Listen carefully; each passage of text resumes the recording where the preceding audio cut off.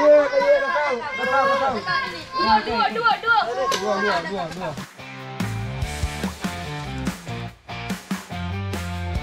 Cipou, sejenis teripang laut yang bentuknya panjang dan lembek.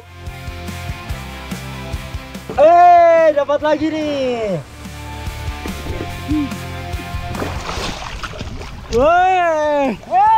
Dapat nih.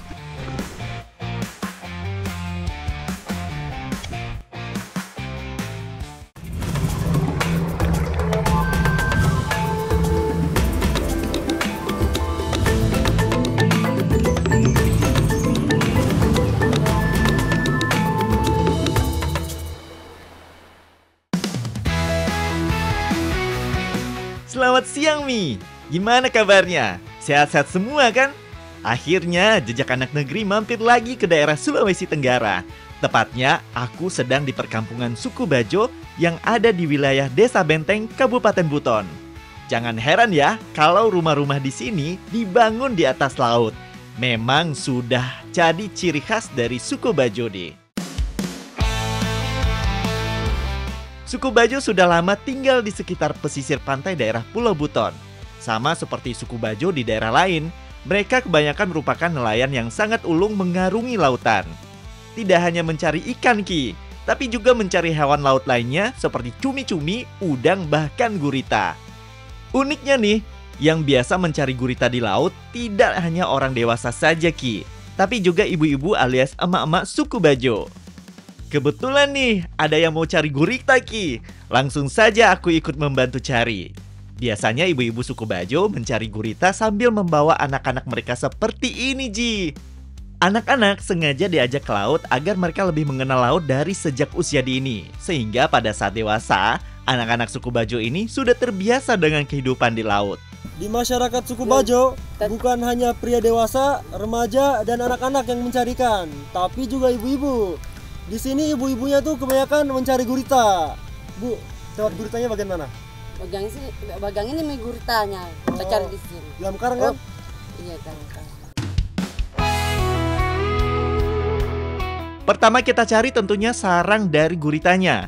Biasanya gurita suka bersembunyi di daerah berbatu karang yang mempunyai celah. Nah, di lubang atau celah ini biasanya gurita bersembunyi. Karena batu karangnya ada di dasar laut, jadi kita harus menyelam Ki. Tapi tenang, menyelam tidak harus ke perairan yang dalam. Biasanya sarang gurita biasa ditemukan di laut kedalaman 2-4 meter.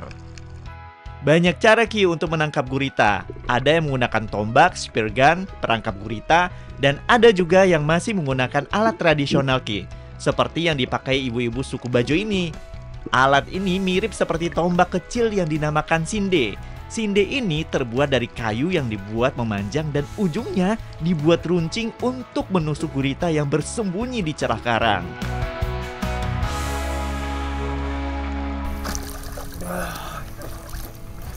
Wah, anak negeri. Ternyata cari gurita itu nggak gampang. Tidak di setiap karang ada guritanya. Itu yang buat kita sulit mencari. Lihat sana, ibu-ibu aja masih cari lagi. Tapi yang saya heran, saya udah kayak bisa nafas. Mereka belum. Kuat banget. Sekarang saya mau lanjut. Nah, kalau sudah ketemu guritanya, kita jangan terburu-buru, harus berlahan. Karena gerakan atau gangguan tiba-tiba, gurita bisa kabur dari tempat persembunyiannya. Langsung saja kita tusuk dengan alat sindenya. Wah, akhirnya berhasil juga menangkap guritanya Ki. Woi, dapat nih. Akhirnya setelah menyelam kurang lebih 15 menit ya Bu. Ini tersembunyi di satu karung paling ujung. Guritanya nih besar. Ayo Bu, taruh situ Bu. Untuk menusuk gurita dengan sinde, harus membidik dan tepat sasaran ke kepala, tepatnya di belakang mata. Nah, ini bertujuan agar guritanya langsung mati dengan proses yang cepat dan tidak ada perlawanan dari guritanya. Gurita yang sudah ditangkap biasanya akan dijual Ji, tapi ada juga dimasak menjadi makanan khas suku Bajo. Tapi harus ditambah dengan keong burungo. Kalau gitu kita cari dulu ya keong burungo ini. Tadi kan kita sudah mencari gurita dengan ibu-ibu suku Bajo.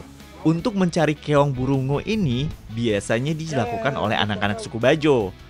Untuk mencari keong burungo ini terbilang mudah anak negeri, tidak seberat mencari gurita maupun ikan. Ketika air laut sedang surut merupakan waktu yang pas untuk mencari keong burungo. Sama seperti kerang lokan, keong burungo ini biasa hidup di sekitar perairan bakau atau mangrove.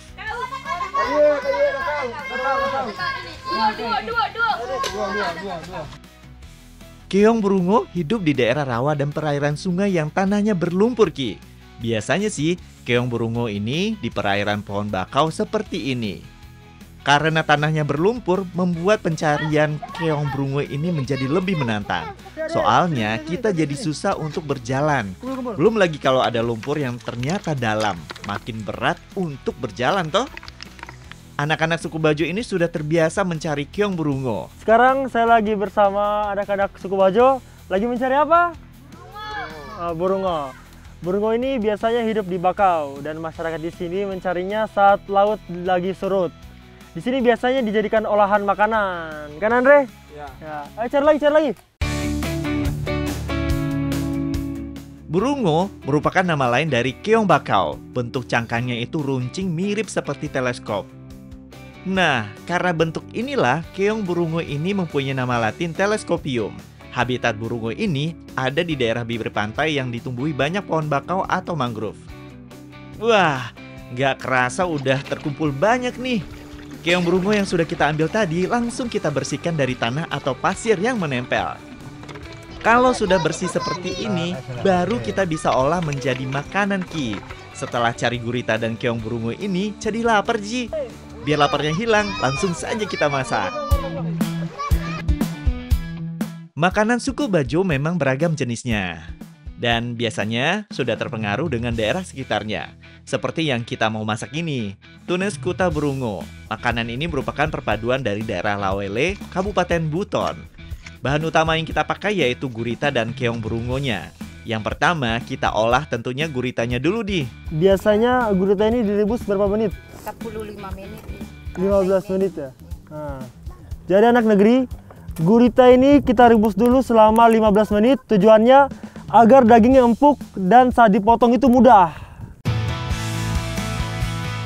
Merebus gurita cukup 10-15 menit. Tujuannya merebusnya agar daging guritanya tidak alot sehingga mudah untuk dipotong nanti. Tuh lihat, setelah direbus daging guritanya lebih empuk toh. Nah, setelah gurita lanjut kita merebus keong burungonya, Ki. Setelah burungonya dibersihkan, baru kita rebus. Sambil menunggu burungonya matang, kita bikin bumbunya dulu, Ki. Yang pertama, kita haluskan yaitu garam, bawang merah, dan bawang putih, Ki.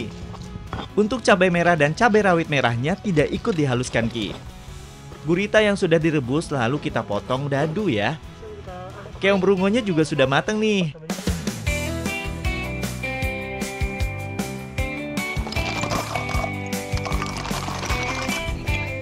Untuk mengambil daging burungonya sebenarnya ada beberapa cara, Ki. Ada yang memakai alat seperti sumpit untuk mengambil daging dari cangkangnya. Ada juga yang cangkangnya dihancurkan.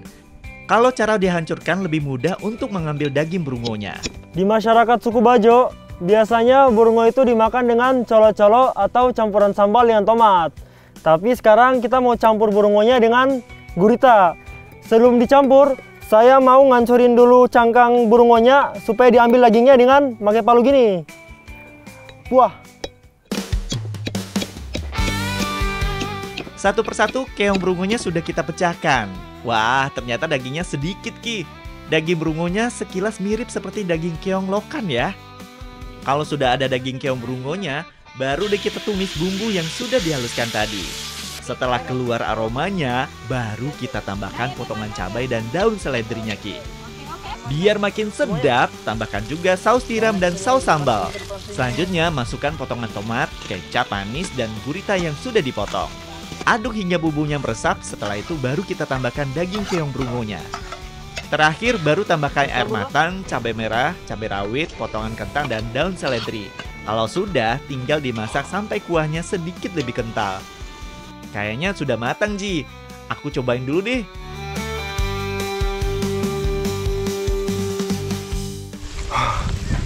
Panas. Menek burungnya, buah. Bumbunya pas. Kuahnya juga sedikit pedas, tapi enak.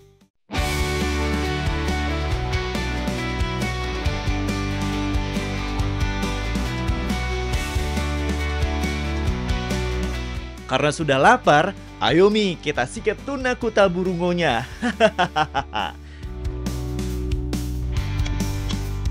Daging guritanya empuk dan bumbunya meresap sampai ke dalam dagingnya. Rasanya mirip seperti saus asam manis. Bedanya, tuna kuta burungo agak pedas. Untuk daging burungonya juga empuk dan enak. Rasanya sih mirip seperti kerang lokan. Enak, Bang. Rasanya itu ada asin, manis, dan gurihnya. Tapi yang paling unik, daging burungonya. Sama seperti rasa daging kerang lokan yang sama-sama hidup di perairan bakau. Ayo, Pak, tambah lagi. Daging gurita memiliki banyak manfaat bagi kesehatan tubuh. Salah satunya membantu mengatasi anemia atau kurang darah, Ki.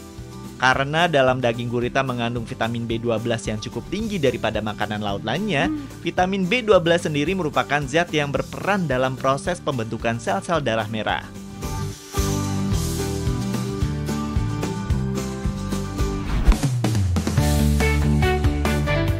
Masih di Dusun Bajo Benteng, Ki. Masyarakat Bajo punya cara agar hasil tangkapannya menjadi lebih awet dan mudah untuk dijual. Biasanya, masyarakat suku Bajo Benteng membuat ikan garam atau lebih kita kenal dengan ikan asin. Tahapan pertama untuk membuat ikan garam, yaitu membersihkan bagian dalam isi ikannya dulu. Setelah dibersihkan, lanjut kita kupas sisik ikannya. Inul, Nai, bapakmu penjual ikan garam ya? kok tahu? Ikan garam kan awet, sama kayak cintaku padamu awet. Cih, masa.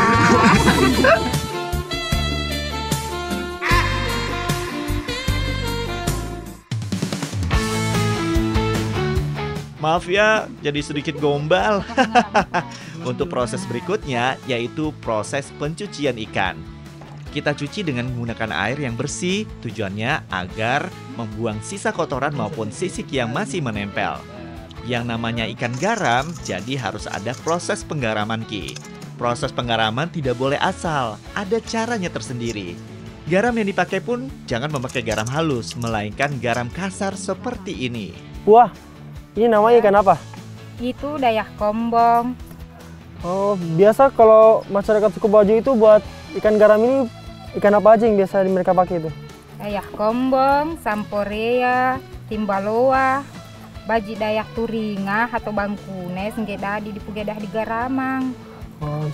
Jara dayak diki. Jadi masyarakat suku Bajo itu biasanya membuat ikan garam dengan jenis ikan yang kecil seperti ikan kombong, ikan samporea, dan ikan sori. Kalau ikan besar seperti cakalang dan tuna itu tidak bisa dibuat. Ya kan, Ninun? Lanjut potong. Untuk membuat ikan garam sama seperti ikan asin pada umumnya. Ikan yang dipakai biasanya ikan-ikan yang berukuran kecil, Ki. Seperti ikan tongkol, ikan tenggiri, ikan manyun maupun ikan teri. Kalau ikan besar seperti tuna, jelas tidak bisa ya anak negeri. Proses penjemuran di bawah sinar terik matahari selama lebih kurang 1 hari 1 malam. Apabila cuaca mendung dan hujan, maka proses penjemurannya menjadi lebih lama. Nah, ikan garam ini biasa dikeringkannya tuh lebih dari 1 hari. Tergantung cuaca dan ukuran dari ikannya. Kalau cuaca kurang baik, bisa sampai seminggu. Ayo, Puah. Keringkan lagi dan. Yang harus diperhatikan ketika dijemur, jangan lupa ikannya dibolak-balik seperti ini agar keringnya merata dan ketika digoreng nanti rasanya menjadi lebih renyah. Kalau di suku Bajo biasanya ikan-ikan ini dijemur di depan rumah. Setelah kering, ikan garam ini akan dijual ke daratan maupun ke pasar yang ada di sekitar daerah Lawele.